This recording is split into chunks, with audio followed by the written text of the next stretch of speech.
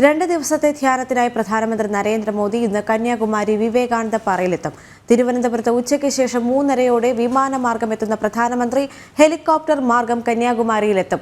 തെരഞ്ഞെടുപ്പ് പ്രചാരണത്തിന് ശേഷമുള്ള പതിവ് ആത്മീയ യാത്രയുടെ ഭാഗമായിട്ടാണ് കന്യാകുമാരി വിവേകാനന്ദ പാറയിൽ ധ്യാനത്തിനായി നരേന്ദ്രമോദി എത്തുന്നത്. പ്രധാനമന്ത്രി എത്തുന്നതിന്റെ ഭാഗമായി കന്യാകുമാരിയിൽ കനത്ത സുരക്ഷയാണ് ഒരുക്കിയിരിക്കുന്നത്. കന്യാകുമാരിയിൽ നിന്ന് വിവരങ്ങളുമായി അഖിൽ പാലോട്ടുമടം ചേരുകയാണ്. അഖിൽ, അവസാനവട്ട ഒരുക്കങ്ങൾ പൂർത്തിയായോ? സുരക്ഷാ ക്രമീകരണങ്ങൾ എത്രത്തോളം ശക്തമാണ്? ഇപ്പോഴും അവിടെ ജനങ്ങളെ കയറ്റിവിടുന്നുണ്ടോ?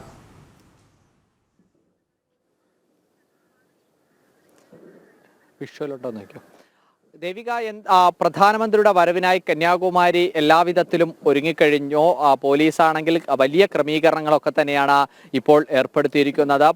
യാത്രക്കാരെയും അതുപോലെ തന്നെ വിദേശികളും അടക്കമുള്ള സഞ്ചാരികളെയും ഒക്കെ തന്നെ അത് കൃത്യമായി പ്രധാനമന്ത്രിയുടെ വരവ് അനുസരിച്ച് ക്രമീകരിക്കുന്നുണ്ട്. ഈ കടലിനോട് അടുത്തുള്ള ഹോട്ടലുകളിൽ പോലും അതീവ സുരക്ഷയൊക്കെ തന്നെ പോലീസ് ഒരുക്കിയിരിക്കുകയാണ്. എന്തായാലും പ്രധാനമന്ത്രിയുടെ വരവ് വലിയ ആഘോഷമാക്കാൻ കന്യാകുമാരി തയ്യാറായിരിക്കുന്നു എന്ന് തന്നെ നമുക്ക് പറയേണ്ടി വരും. കാരണം 2014-ലെയും 2019-ലെയും അദ്ദേഹത്തിന്റെ ധ്യാനത്തിനു ശേഷം 2024-ൽ അദ്ദേഹം ലോക്സഭാ തെരഞ്ഞെടുപ്പ് നേരിട്ടതിനു ശേഷം ഏറ്റവും അവസാനഘട്ട പ്രചരണം 78 ദിവസത്തെ പ്രചരണത്തിലും അദ്ദേഹം പങ്കെടുത്തതിനു ശേഷമാണ് അദ്ദേഹം ഇപ്പോൾ കന്യാകുമാരിയിലെ വിവേകാനന്ദ പാറയിൽ ഈ ധ്യാനം ഇരിക്കുന്നതിലേക്കായി എത്തുന്നത്. അവിടെ അദ്ദേഹം ഇന്ന് വൈകുന്നേരം 3 മണിയോടുകൂടി തിരുവനന്തപുരം ടെക്നിക്കൽ ഏരിയയിൽ എത്തുന്ന അദ്ദേഹം ഹെലികോപ്റ്റർ മാർഗമായിരിക്കും കന്യാകുമാരിയിലെ ഈ ഗസ്റ്റ് ഹൗസിന്റെ ഹെലിപ്പാഡിൽ അദ്ദേഹം ഇറങ്ങുക. അവിടെ നിന്നും കാറു മാർഗമായിരിക്കും പ്രത്യേകം ക്രമീകരിച്ചിട്ടുള്ള ഈ കടലിന്റെ തീരത്തേക്ക് എത്തുക. അവിടെ നിന്നും അദ്ദേഹം വിവേകാനന്ദ പാറയിലേക്ക് പോവുക.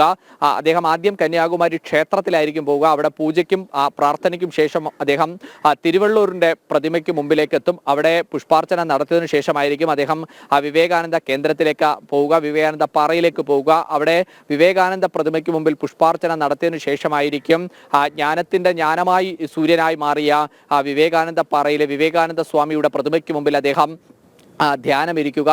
ഏകദേശം 50-55 മണിക്കൂറോളമായിരിക്കും അദ്ദേഹം ഇത്തവണ ധ്യാനമിരിക്കുക. കഴിഞ്ഞ തവണ കേദാർനാഥിൽ, ഉത്തരാഖണ്ഡിലെ കേദാർനാഥിൽ അദ്ദേഹം 17 മണിക്കൂറാണ് അദ്ദേഹം ധ്യാനനിപുണനായ ഗുഹയിൽ ഉണ്ടായിരുന്നത്.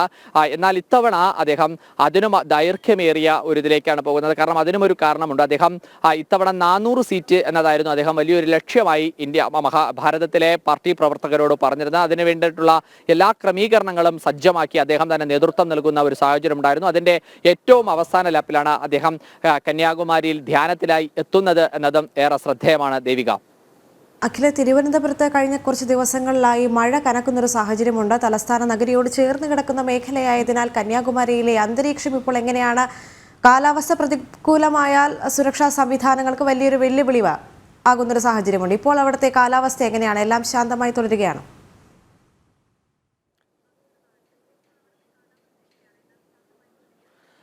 ദേവിക സൂചിപ്പിച്ചതുപോലെ കേരള തീരവുമായി അടുത്ത് കിടക്കുന്ന ഒരു സ്ഥലമാണ് കന്യാകുമാരി എന്ന് പറയുന്നത്. ഇവിടെ നിലവിൽ രാവിലെ ഞങ്ങൾ എത്തുന്ന പുലർച്ചെ ശകലം ഒരു ചാറ്റൽ മഴയുണ്ടായിരുന്നുവെങ്കിലും ഇപ്പോൾ നല്ല വെയിലാണ് ഉള്ളത്, നല്ല ചൂടുണ്ട് ഇപ്പോഴത്തെ സാഹചര്യം അനുസരിച്ച് പറയുകയാണ് എന്നുണ്ടെങ്കിൽ. പക്ഷേ അതിനുള്ള ഒരു ക്രമീകരണവും സുരക്ഷാ ഉദ്യോഗസ്ഥർ നോക്കുന്നുണ്ട്. കാരണം ഈ കടൽ ഏത് നിമിഷം വേണമെങ്കിലും പ്രത്യക്ഷമാകാനുള്ള ഒരു സാഹചര്യം നിലനിൽക്കുന്നുണ്ട്. കാരണം ബംഗാൾ ഉൾക്കടലിലും അടക്കമുള്ളവയിൽ ഉണ്ടാകുന്ന ന്യൂനമർദ്ദവും ചുഴലിക്കാറ്റും ഒക്കെ തന്നെ അത് കേരള തീരത്തോട് അടുത്തും അല്ലെങ്കിൽ കേരളത്തിന് അടുത്തുള്ള തമിഴ്നാട്, തെക്കൻ തമിഴ്നാടിനോടൊപ്പം ഒക്കെ തന്നെ അത് കടൽ പ്രക്ഷുബ്ധമാകാനുള്ള ഒരു സാധ്യതയുമുണ്ട്. അതുകൊണ്ട് തന്നെ ആ സുരക്ഷയും എല്ലാം തന്നെ പോലീസ് അല്ലെങ്കിൽ ഭരണകൂടം ക്രമീകരിച്ചിട്ടുണ്ട്. അങ്ങനെയാണ് എന്നുണ്ടെങ്കിൽ വിവേകാനന്ദ പാറയിൽ നിന്നും മാറ്റി അടുത്തുള്ള വിവേകാനന്ദ കേന്ദ്രത്തിലായിരിക്കും രാജ്യത്തിന്റെ പ്രധാന സേവകൻ ധ്യാനത്തിലിരിക്കുക.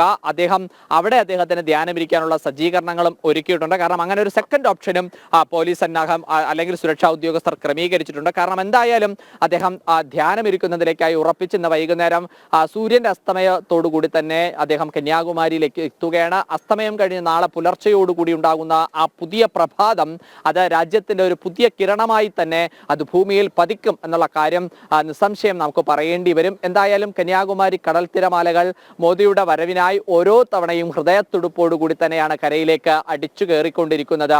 ദേവിക, ശരി, കന്യാകുമാരിയിൽ നിന്ന് അഖിൽ പാലോട്ടുമടമാണ് വിവരങ്ങൾ നൽകിയത്.